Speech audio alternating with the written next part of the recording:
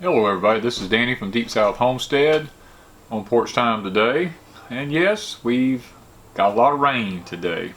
It was supposed to rain yesterday, it just didn't do it. Looks like it's going to all make it in here today.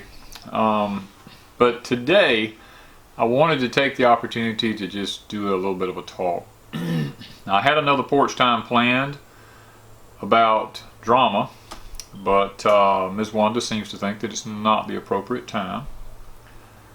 And she wanted me to talk about the Green New Deal. It's a movement by Ms. Cortez that's actually taking place in this country.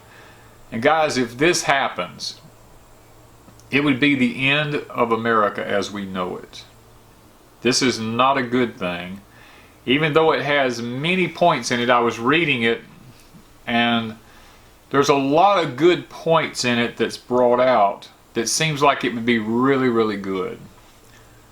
But it's unrealistic. It's a 10-year goal, from what I'm able to understand. The new Green Deal is just to do away with all emissions in a 10-year period. All greenhouse emissions, everything in a 10-year period, which is unrealistic.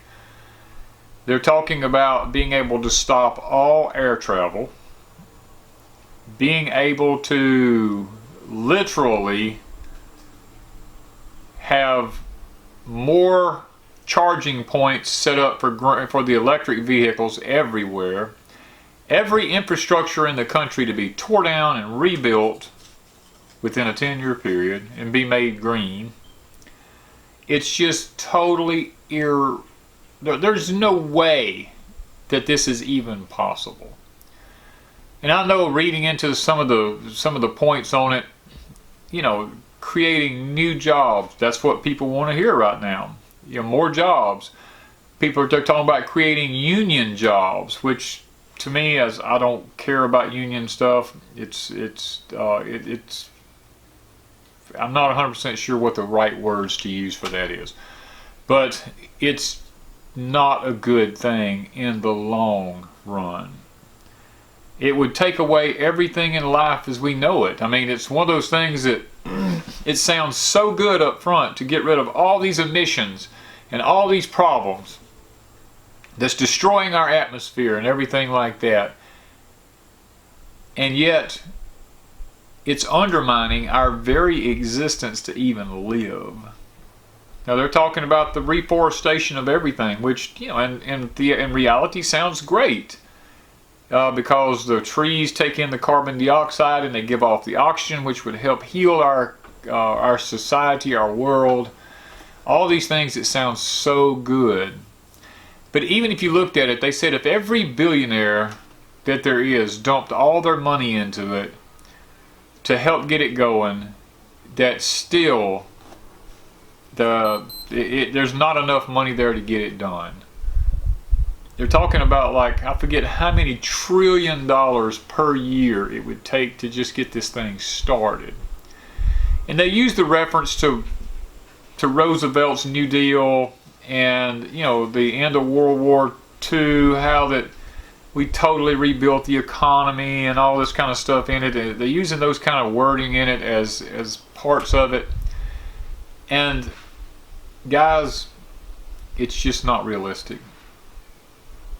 I mean, stop and think about it. They want to do away with every gasoline, diesel engine in existence in this country in a 10-year period, and invest everything into solar and wind and all this kind of stuff, which in reality sounds good. Into renewable energy sources. They want to do away with all coal, all gas, all oil, everything. I think it's good to work towards those goals, but to say within a 10-year period we're going to just annihilate all of this. I haven't read a lot to do with nuclear in it, though. Even though I have read some parts of it that deals with nuclear stuff. It would take too long to shut down these nuclear power plants. Then you have all the what are you going to do with all the stuff you're getting rid of, is my point. You know, if you want to redo with a whole system, then something's got to be done with the stuff that you get rid of. I mean, it looks to me like you're going to be creating massive landfills everywhere. And when you do away with all these engines and all that kind of stuff, what are you going to do with all this stuff?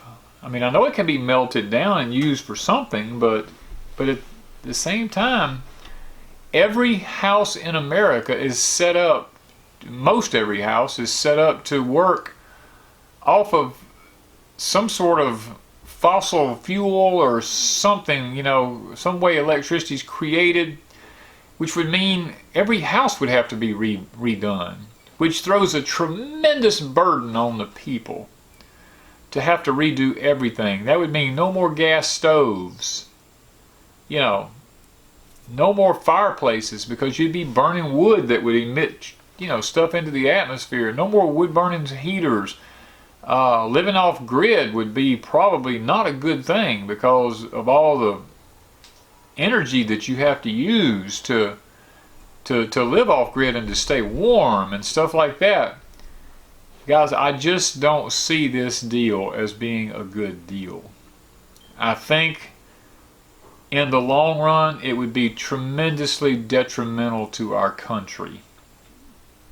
After reading page after page after page of this stuff that they've said that they would like to see get started, I quickly realized it's unrealistic. There's no way you can do this in the time frame that they're wanting to do it. Think about all the codes and everything that would have to be met. Think about everything that would have to be gotten rid of. I mean, we heat our house here with nothing but wood. It would mean that I would have to install some sort of new system into my home that's energy efficient, more so than my fireplace is. I could not use any kind of gas, coal, or anything like that. I'd probably have to create some kind of, put up some kind of wind turbines and solar panel systems and all this kind of stuff, and generate my electricity that way, which would be tons of money, or I'd probably suffer some kind of penalties if I didn't comply within a certain length of time. And all this basically deals with Agenda 21, Agenda 30, and Agenda 50. All these things all tie together. If you go back and look at the UN and how they got all this stuff going together, guys, it's all a ploy toward the New World Order. And it's all it's going to do is just create chaos in this country if these people are allowed to continue with this. And after looking at the approval ratings in Washington, I mean, it's like, you go look at it tells you how many of the Democrats, how many of the Republicans are on board with it and everything, as seeing it as some new fangled thing that's going to make our world so much better. And guys, I'm telling you, it's all a lie. There's no way that this can happen and be good for the American people. I could not find anything in it that had a long-term good feeling to it with me. Now, like I said, there's a lot of good selling points in it. The reforestation of our nation, you know, planting more trees back and all that stuff. I think that's great. Creating tons of new jobs. That's what we all want to hear, is new jobs. But we got to look at what cost are we getting these jobs.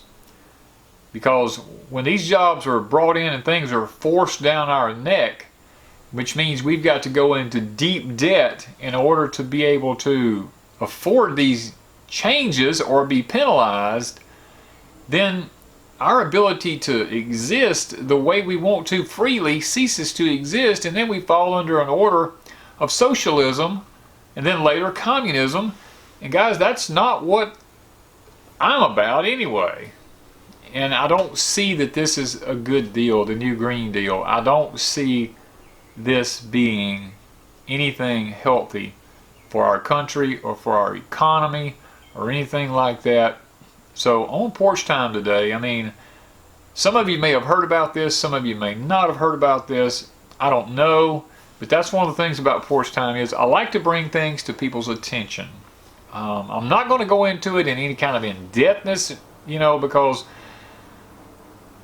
it's worded so weird until it can be taken one of several different ways, because these way that they have of wording things has underlying agendas hidden in them. And with my limited ability to be able to understand how a lot of this stuff is written, even I see potential problems underlying in all of the things that I read. They look good on the surface, but if you stop and think about the implications of all of them, there's nothing good can come out of it. It's more trickery, it's more plotting by the elite to enslave us even more and more into thinking that we're getting a new deal here, and it's green, it's good. No, it's not good. It's not good at all. We do not want to become part of this. We want to fight it in every way that we can. We need to stop this before it's too late to stop it, because it's not in the best interest of us. It's not in the best interest of our children. Yes, I do love to see things get greener. I'm not going to lie about that. I love to see people plant trees back. I love to see reforestation happen. Yes, I love to see those things. But I don't like to see our freedoms taken from us and U.S. citizens be enslaved and put back into debt to make something happen that some elite thinks is quote unquote the best thing for us. I like to see people be able to have the right to cook on a gas stove. I like it where we can go to the service station and fill up with gas. I get that there's emissions that's given from these engines and stuff like that. But guys, unless we want to go back to the horse and buggy days and walking behind mules, plowing fields, and trying to survive that way, then I don't see us doing what they're talking about doing in a 10-year period. I just don't see it happening. I think we should constantly work towards having a cleaner environment.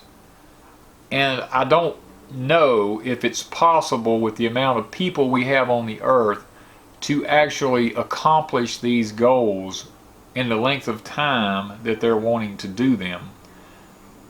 All indication is that it's going to be one of those things that's going to be forced upon us, and we'll have to comply or we'll be penalized if we don't.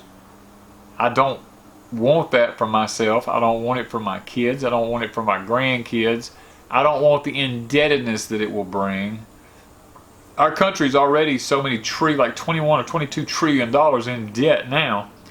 And to tear down all the infrastructure in this country and rebuild it would only send us deeper in debt. And some of the talking points to this is